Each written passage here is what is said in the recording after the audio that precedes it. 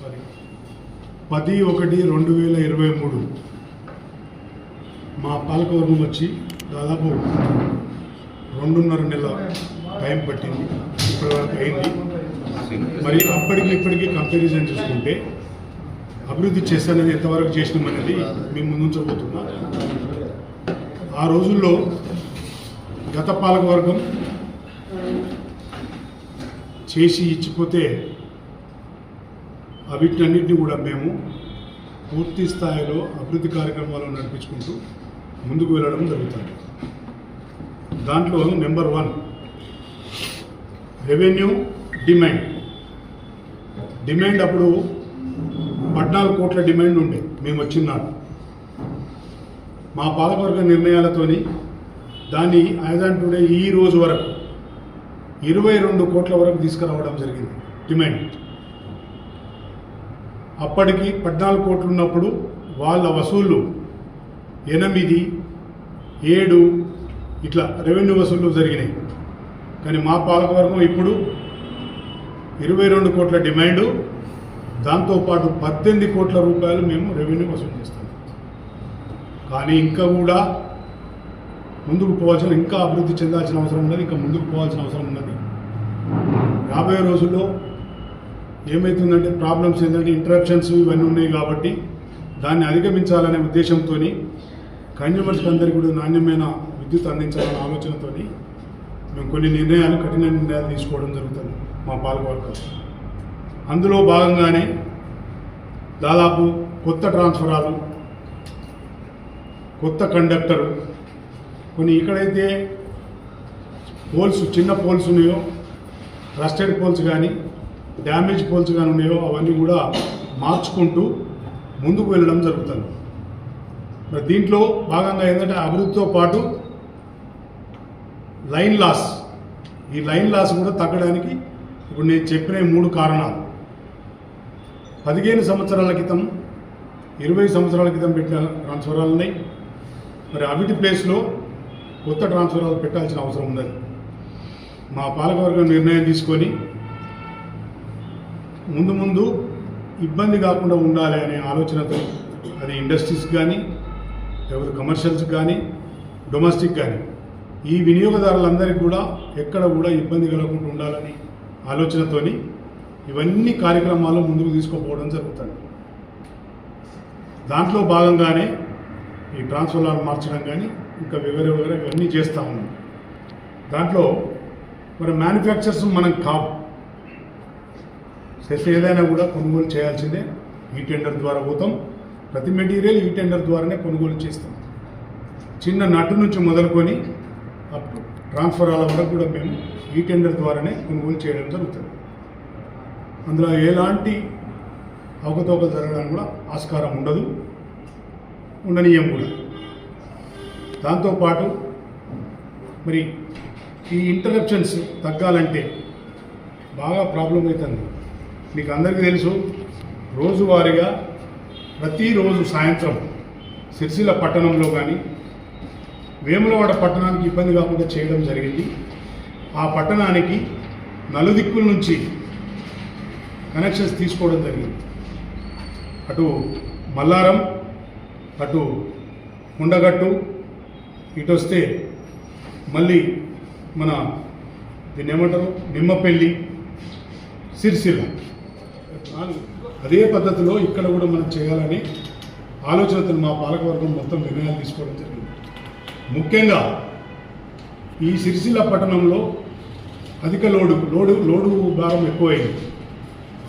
దాని ద్వారా ఎండాకాలంలో డిమాండ్ పెరిగి ఇబ్బంది అవ్వడం జరుగుతుంది. కాబట్టి దాన్ని దృష్టిలో పెట్టుకొని నిర్ణయాలు తీసుకోవడం జరుగుతుంది. ఎందుకంటే ప్రపోజల్ పెట్టడం జరిగింది మేము ఎంపీడీసీఎల్ వారికి. సిరిసిల్ల పట్టణానికి ఇంకా 3 సబ్ స్టేషన్స్ అవసరం ఉంది. 1 సుభాష్ నగర్, 2 శాంతినగర్, 3 కొత్త బైపాస్. ఈ 3 వచ్చినట్టయితే సిరిసిల్ల పట్టణానికి 132 kV నలుదిక్కుల నుంచి ఇక్కడికి కూడా తీసుకోవడం జరిగింది. లైన్స్ అనేవి ఎలక్షన్ జరుగుతున్నాయి. రాబోయే రోజుల్లో ఈ సబ్ స్టేషన్కి వచ్చినట్టయితే ఖచ్చితంగా మనకు ఇంటరప్షన్ అనేది ఉండదు. మీకు అందరికీ తెలుసు, నిన్ననే శివనగర్లో ప్రాబ్లం అయింది. కనీసం ఒక 2 నుంచి 2.5 గంటలు పోయింది. బ్రేకర్ ఫెయిల్ అయింది. కొత్త బ్రేకర్ తీసుకురావడం నడుస్తుంది, వేస్తాను. అట్లాంటి ఇబ్బంది కాకుండా ఉండాలంటే మనకు 3 సబ్ స్టేషన్లు ఉండాలి.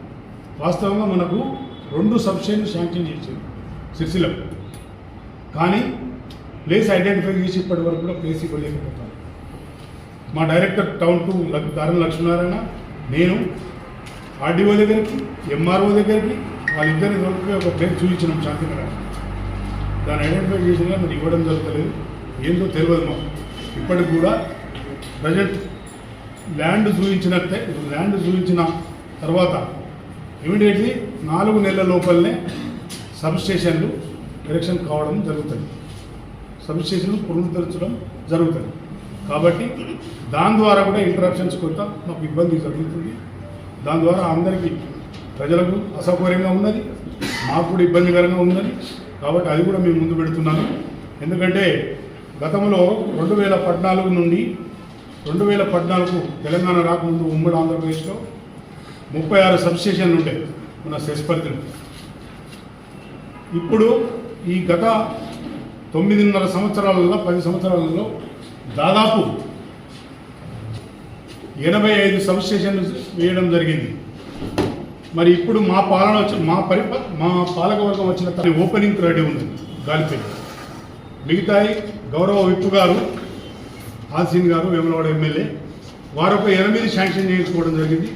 అవిటి కూడా కొన్నింటికి ల్యాండ్ కూడా కలెక్టర్ గారు అలాట్ చేయడం జరిగింది. అది కాకపోతే 20 గుంటలే ఇస్తారు. సరే 20 గుంటలు ఇచ్చినా కూడా జల్దీ ఇస్తే ఏంటంటే ఇమీడియట్లీ అలా జరుగుతున్నాయి. మనది కూడా 4 శాంక్షన్ అయినాయి. మన సిరిసిల్ల టౌన్ 2, ఇంకొకటి నావనపల్లె తంగనపల్లి మండలం, ఒకటి మద్దిమల్ల వీర్నపల్లి మండలం. కానీ ఇంకా దాదాపు 15 సిరిసిల్ల నియోజకవర్గానికి సంబంధించి, అదే దాంతోపాటు ఇల్లంతకుంట, ఇవన్నిట్లో కలిపి దాదాపు ఇంకా 15 నుంచి 16 సబ్ స్టేషన్లు వస్తున్నాయి. అంటే మనకు వచ్చే డిమాండ్ను బట్టి అవి అవసరం ఉన్నాయి సబ్ స్టేషన్లు. అవి కూడా అంచెలంచెలుగా పూర్తి స్థాయిలో పెద్దలు గౌరవనీయులు ఇక్కడ ఇన్ఛార్జ్ కానీ మన ఎమ్మెల్యే కేటీఆర్ గారు కానీ వారికి విన్నవించుకొని తీసుకురావడం జరుగుతుంది. ఎందుకంటే అటు సైడు గౌరవ ఎమ్మెల్యే విప్పు గారు ఉన్నారు కాబట్టి వారు తీసుకురావడం జరిగింది. 8 తీసుకొచ్చారు, వారికి ఇంకా 2 అయితే మొత్తం ఫుల్ ఫ్లెడ్జ్గా అయిపోతుంది వేములవాడ సైడ్. దాంతోపాటు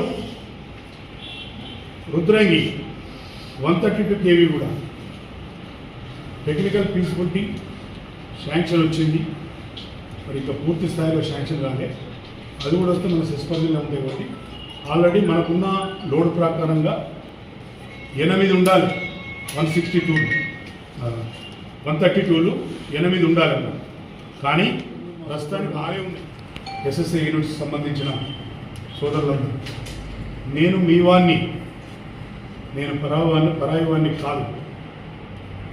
మీరు చెప్పకముందే నేను ఈఆర్సీలో 10 HP ఉన్నదాన్ని నేను 30 HPలు అడగడం జరిగింది. మీ తరఫున మేము అడగడం జరిగింది.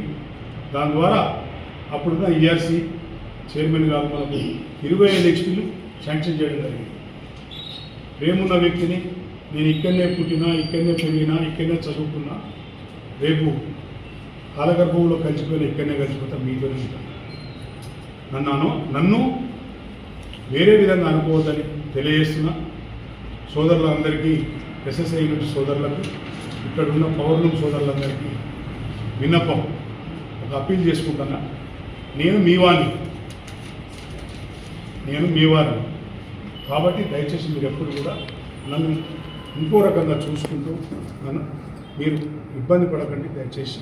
ఎందుకంటే నేను మీ వాడిని, మీకోసం ఏదైనా చేస్తా, మీ దిక్కే ఉంటా, మీకే చేస్తా. మేము కలిసి ప్రభుత్వంతో కొట్లాడాలి. ఈఆర్సీతో నేను చెప్పాల్సింది చెప్పినా మీకు వచ్చేది వచ్చింది. నేను మొదలడిగా, నా తర్వాత గౌరవ ఎమ్మెల్యే కేటీఆర్ గారు అడిగారు. 30 HPలు అడిగితే 25 HPలు వచ్చినాయి ప్రమాణం ఉంది. కాబట్టి మీకు ఎప్పుడు నేను వ్యతిరేకిది కాదు, మీ వాడిని నేనని గుర్తుంచుకోవాల్సిందిగా తెలియదు. ఏంటంటే మన సెస్ ఎండి అని ఏవో కానీ ఎండి కానీ వీళ్ళందరినీ కూడా ఖచ్చితంగా మేము డిప్యూటేషన్లే చేస్తున్నాం. మనకున్నది ఇంకొక 3 సంవత్సరాల దాకా మనకి ఏడీలు తెచ్చుకోవాలి. 3 సంవత్సరాల తర్వాత మనలకే మనం ప్రమోషన్ ఇస్తాం. మన దాంట్లో 8 మంది ఏడీలు అవుతారు ఉన్న ఏడీలు అవసరపడతారు. మనకి ఎప్పటికి అవసరపడాలి డిఈలు ఇద్దరు. ఆ డిఈలు కూడా ఇంకొక 5 ఈ 3 తర్వాత 5 సంవత్సరాల తర్వాత అందుకే 8 మందికే ఇద్దరు డిఈలు అవుతారు. మన సెస్ ఎంప్లాయీసే ఉంటారు. ఇక మనకు ఉండాల్సింది ఎప్పటికీ ఒక ఏవో కోఆపరేటివ్ డిపార్ట్మెంట్ నుంచి ఒక ఏవో ఉంటాడు. ఎంపీడీసీఎల్ ఆర్ ఎస్పీడీసీఎల్ ఎక్కడి నుంచి అనగా ఒక ఎస్సీ ఆర్ సిఈ వీళ్ళిద్దరే ఉంటారు. మరి ఉంటుంది ఇప్పుడు సిఈ ఎస్సీ అంటే వాళ్ళు బాగా అనుభవం ఉన్నవాళ్ళు కాబట్టి వాళ్ళ సాలరీస్ కూడా గట్లే ఉంటాయి. సిఈకి అయితే 8 లక్షలు ఉంటుంది, ఎస్సీకి అయితే 7.5 లక్షలు ఉంటుంది.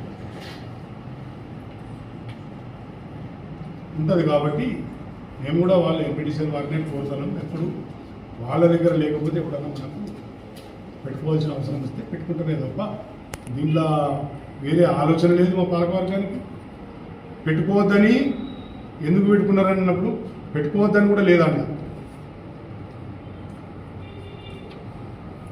పెట్టుకుంటున్నారు కదా, పెట్టుకోమని చెప్పి లేదు కదా, పెట్టుకోవద్దని కూడా లేదన్న.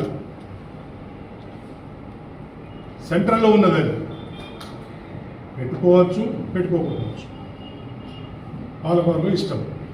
ఎందుకంటే దాంతోపాటు ఇప్పుడు గవర్నమెంట్ కూడా మన 16 మందిని నామినేట్ చేసింది సీలను డైరెక్టర్స్గా. వాళ్ళంతా రిటైర్డ్ సీసీ. అలా 6 ఇన్ సర్వీస్ నుంచి డైరెక్టర్లు అయ్యారు. మిగతా 10 మంది రిటైర్డ్ సిఈలు. వాళ్ళు రిటైర్డ్ సిఈలకు రిటైర్డ్ ఎస్సీలకు కూడా బాధ్యత ఉంటుంది. ఇప్పుడు ఇన్ సర్వీస్లో ఉండి వచ్చి ఎండీ చేసే వాళ్ళకు ఎంత బాధ్యత ఉంటుందో రిటైర్ అయిన వాళ్ళకు కూడా అంతే బాధ్యత ఉంటుంది. ఒక్క మా పాలకవర్గమే మొదలు చేయలే. 2002లో నూతర్ ఎస్సీ అప్పుడు దేవరత కంట కలెక్టర్ కరీంనగర్కు ఆయనే మనకు పర్సన్ ఇన్ఛార్జ్, ఆయన నామినేట్ చేసి. అంతకుముందు 2017 నుంచి 18 వరకు యూనిస్ గత పాలకవర్గం నామినేట్ చేసుకున్నది. అంతే తప్ప మేము కొత్తగా సృష్టించి చేసింది లేదు.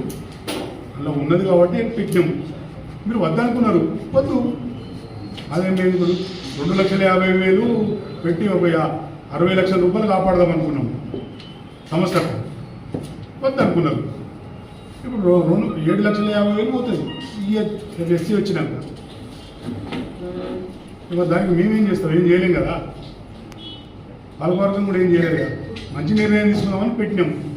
ఆ నిర్ణయాన్ని కాదనుకున్నప్పుడు ఎవరు మేము చేయలేం కదా. ఏ విషయాలైనా ఏమొచ్చినా దయచేసి మిత్రులకు, ప్రెస్ మిత్రులకు కొంతమందికి నేను అప్పీల్ చేసుకుంటాను. ఈ సంస్థ ఇలానే ఉండేటట్టు చూడండి. అనవసరమైన దీని మీద అబండాలు వేసి ఇన్స్టిట్యూషన్ దృష్టిలో పెట్టుకొని మాట్లాడుతున్నాను. మా వ్యక్తిగతంగా మాకు ఏదొచ్చినా మాకు ఇబ్బంది లేదు. మాకేం మేమేంది 5 ఏళ్ళు ఉండిపోతాం. ఎంప్లాయీసే కదా ఉండాల్సింది. 5 ఏళ్ళు ఉండిపోతాం. ఇంకా 2.5 ఏళ్ళు అయిపోయింది. ఇంకా 2.5 ఏళ్ళు ఉండిపోతాం. ఆ తదుపరి ఎలక్షన్ పెట్టుకుంటారు, లేకపోతే లేదు. చేయాల్సుకుంది ఎంప్లాయీసే. ఈ ఎంప్లాయీస్ కూడా ఒకవేళ అలా కలిస్తే, ఎంపీటీసీలా కలిస్తే సెకండ్ గ్రేడ్ ఎంప్లాయీస్ కింద పోతారు వీళ్ళంతా. వీళ్ళందరినీ ఎక్కడైతారు తెలుసా? వెంకటాపూరు, చెర్ల, వాజేడు పోయి మంత్రి ఏరియాలో ఇద్దరు తీసుకుపోయి వీళ్ళందరూ. ఎవరికి చెప్పుకుందామని కూడా దొరకరు ఎవరు. అవి అట్లుంటుంది. మా ఎంప్లాయీస్ కూడా చెప్తున్నాను నేను.